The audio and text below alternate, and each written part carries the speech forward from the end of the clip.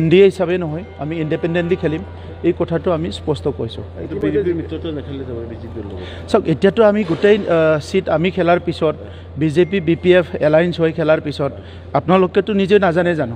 আপোনালোকেতো জানে ইয়াত আৰু কিবা বেলেগ কেমেষ্ট্ৰি আছে নেকি? নাই নাই, কোনো সাল সলনি নহয়। আমাৰ আৰু প্ৰাৰ্থী আছে 7-8জন। আমিতো 15টা চিটত BTCৰ কণ্টেষ্ট কৰিম আৰু বাহিৰতো 4-5টা চিটত কণ্টেষ্ট কৰিম আৰু এই কথাটো আগতো কৈছোঁ। গতিকে আমাৰ দলৰ স্থিতি একদম স্পষ্ট। 15টা খেলিম। BTCত 15টা আৰু বাহিৰতো 4-5টা চিটত আমাৰ পাৰ্টি যিহেতু আছে আৰু প্ৰাৰ্থীও আছে, সেইকাৰণে আমি তাতো মানে কণ্টেষ্ট কৰিম। তেনেকুৱা কোনো খাস বৈঠক নাই। আমিতো NDAত আছিলোঁ, যিহেতু আমি নিৰ্বাচনটো খেলিম, এই কথাটো আমি কৈ আহিছোঁ যে আমি নিৰ্বাচনটো খেলিম আৰু তাত NDA হিচাপে নহয়, আমি ইণ্ডিপেণ্ডেণ্টলি খেলিম, এই কথাটো আমি স্পষ্ট কৈছোঁ।